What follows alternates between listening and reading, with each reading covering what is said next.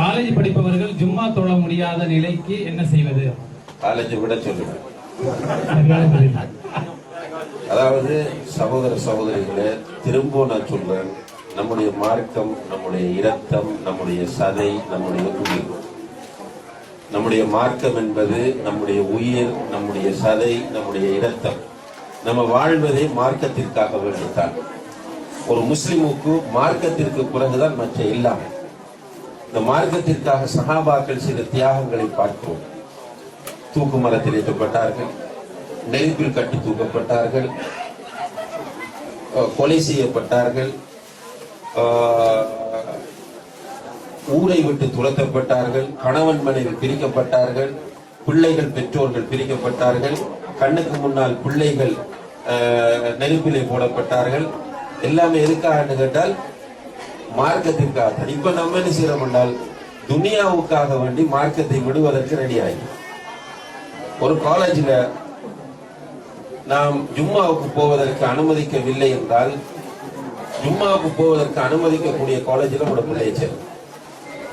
இல்லாவிட்டால் வெள்ளிக்கிழமை உங்களுடைய பிள்ளை விடுமுறை எடுக்கட்டும், அதனால வரக்கூடிய பாதிப்பு பெருசா பாதிக்காது.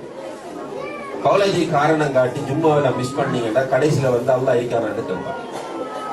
அல்லாஹ் இருக்கிறானா என்று கேட்பான். குர்ஆன் என்றால் என்ன என்று கேட்பான் உங்களிடமே. அந்த நேரத்தில் நீங்கள் தடுமாற வேண்டி வரும். அல்லாஹ் பாதுகாக்க வேண்டும்.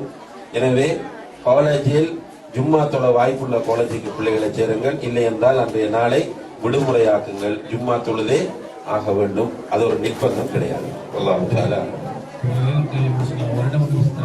பிள்ளைகளை தத்து எடுக்கலாமா? எந்த அடிப்படை? பிள்ளைகளை தத்தெடுப்பது என்பது நபி ஸல்லல்லாஹு அலைஹி வஸல்லம் அவர்களுடைய காலத்திற்கு முன்னர் எப்படி இருந்துச்சுன்னு கேட்டால், யாராவது ஒரு பிள்ளையை எடுத்து அவர்களுடைய பிள்ளையாக ஆக்கிக் கொள்வாங்க. இப்ப நான் ஒரு பிள்ளையை எடுத்து அந்த பிள்ளைக்கு பேர் முகம்மது என்று வைக்கிறேன், முபாரக்குடைய மகன் முகம்மது என்று பேர் வைத்து விடுவேன். சமுதாயத்திலும் என்ன நிலை இருக்கும் என்றால், முகமது யார மகன்? முபாரக்குடைய மகன் என்று வந்துவிடும். இதுதான் தத்தெடுப்பது என்பது. ரசூல் ஸல்லல்லாஹு அலைஹி வஸல்லம் அவர்கள் ஸைத் ரலியல்லாஹு அன்ஹு அவர்களை அப்படியே வளர்த்தார்கள். மக்கள் பேச ஆரம்பித்து விட்டார்கள். ஸைத் இப்னு முஹம்மத், முகமது ஸல்லல்லாஹு அலைஹி வஸல்லம் அவருடைய மகன் ஸைத் என்று சொல்ல ஆரம்பித்து விட்டார்கள். உண்மையில் அவர் மகனா? இல்ல. உடனே அல்லாஹ் சொல்கிறார், நீங்கள் இவ்வாறு அடுத்த பிள்ளைகளை உங்களுடைய பிள்ளைகளாக ஆக்காதீர்கள், அவர்களை அவர்களுடைய பெற்றோரின் பெயர் கொண்டே அழையுங்கள். இப்ப நான் முகமது என்ற ஒரு பையன் எடுத்திருக்கிறேன். அந்த பையனின் தந்தை ஒரு அப்துல்லாவாக இருக்கலாம், ஒரு ராமசாமியாக இருக்கலாம், அல்லது ஒரு டேவிட்டாக இருக்கலாம். நான் வந்து சொல்லணும், டேவிட் மகன் முகமது நான் வளர்க்கிறேன். இப்படி செய்தால் கூடும். அந்த பிள்ளை என்னுடைய பிள்ளை என்று நான் அறிமுகப்படுத்தினால் நேரடியாக குர்ஆன் அதை தடை செய்கிறது. அது கூடாது. அல்லாஹ் தஆலா சின்ன கேள்வி கேட்கிறாங்க. லா இலாஹ இல்லல்லாஹுடைய சரியான தமிழ் மொழிபெயர்ப்பு என்னன்னு? இது சின்ன கேள்வி கிடையாது. இந்த கேள்வி மிக ஆழமான பெரிய ஒரு கேள்வியாகும். பொதுவாக வணக்கத்திற்குரிய கடவுள் அல்லாஹ்வை தவிர வேறு யாரும் இல்லை என்று மொழிபெயர்க்கிறார்கள். ஆனால் அந்த மொழிபெயர்ப்பு பூரணமான மொழிபெயர்ப்பு கிடையாது. கலிமாவுடைய பூரணமான மொழிபெயர்ப்பு என்பது அதனுடைய விளக்கத்திற்குள் தான் இருக்கிறது. கொஞ்சம் ஓரளவு நெருக்கமான கருத்தை கொடுப்பதாக இருந்தால் இப்படி சொல்லலாம். உண்மையில் வணங்கி வழிபட தகுதியான ஒருவன் இருப்பதாக இருந்தால் அது அல்லாஹ்வை தவிர வேறு யாரும் இல்லை.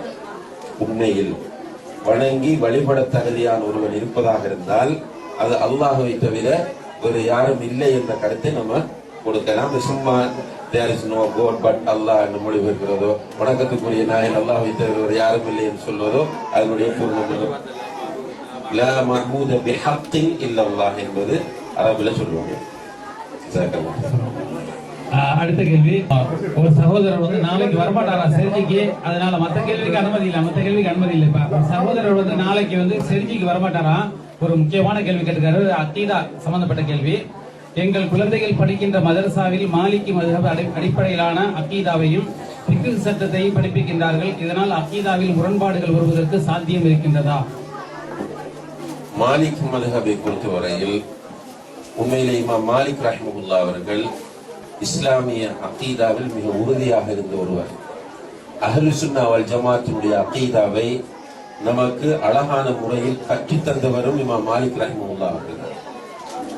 அகீதாவுடைய விஷயத்தில் அவர்கள் தொடர்பான எந்த விமர்சனங்களுமே கிடையாது. ஃபிக்ஹை பொறுத்தவரையில் அவர்கள் 4 இமாம்களில் 2வது வந்தவர் இமாம் மாலிக். அவர்களுக்கு கிடைத்த ஹதீஸ்களை வைத்து அவர்கள் ஃபத்வாக்கள் கொடுத்திருக்கிறார்கள். அவர்களுக்கு கிடைத்த ஆதாரங்களை வைத்து தீர்ப்புகளை சொல்லி இருக்கிறார்கள். அதனால் அவர்களுடைய ஃபிக்ஹில் சில நேரங்களில் சில சர்ச்சைகள் வரலாம். அகீதாவில் சர்ச்சை கிடையாது. நீங்க உங்களுடைய பிள்ளை படிக்கக்கூடிய அந்த இடத்தில் அகீதா ஓகே என்று சொன்னால், அகீதாவில் சிக்கல் இல்லை என்றால், மாலிகி ஃபிக்ஹை படித்துக் கொடுப்பதனால் உங்களுடைய பிள்ளையின் அகீதாவை அது பாதிக்காது. இருந்தாலும் கூட நீங்கள் என்ன செய்ய வேண்டும் என்றால், உங்களுடைய பிள்ளைகளுக்கு ஃபிக்ஹ் புத்தகத்தை நீங்க பார்த்து அந்த பிள்ளையோட சிலபஸை வாங்கி பார்த்து இன்னைக்கு என்ன படிச்சீங்க மகன் என்று கேட்டு, இது மாலிகி மதுஹபிலே உள்ள சட்டம், நபிகள் நாயகம் ஸல்லல்லாஹு அலைஹி வஸல்லம் அவர்கள் சொல்லித் தந்த சட்டம் இது. உதாரணமாக மாலிகி மதுஹபில் உள்ளவர்கள் அல்லாஹ் அக்பர் என்று கையை கீழே விட்டு விடுவார்கள், கட்ட மாட்டார்கள். அதுல நிறைய பின்னணிகள் சொல்லுகிறார்கள். ஒன்று, இமாம் மாலிக் ரஹ்மத்துல்லாஹி அவர்கள் கை தூக்க முடியாத ஒரு உடல் ரீதியான உபாதைக்கு உள்ளான நேரத்தில் தான் தூக்காம விட்டார்கள் என்று. எது எப்படி இருந்தாலும் பிள்ளைக்கு கையை கீழே விட்டுட்டு தான் தொழ வேண்டும் என்று சொன்னால் நீங்கள் கூப்பிட்டு சொல்ல வேண்டும். இது மாலிக் இமாமுடைய ஆய்வு. இது ஸல்லல்லாஹு அலைஹி வஸல்லம் அவர்கள் கையை தூக்கி இப்படி கட்டி இருக்கிறார்கள் என்ற செய்தியை நீங்க பிள்ளைக்கு படிச்சு கொடுத்துட்டு வந்தால் பிள்ளை பாதுகாக்கப்படும். அதற்காக வேண்டி அந்த காலேஜில் இருந்து பிள்ளையை விலக்க வேண்டிய அவசியம் கிடையாது. வல்லாஹு தஆலா அலம். பாரக்கல்லாஹு ஃபீக்கும், ஜஸாக்குமுல்லாஹு கைரல் ஜஸா.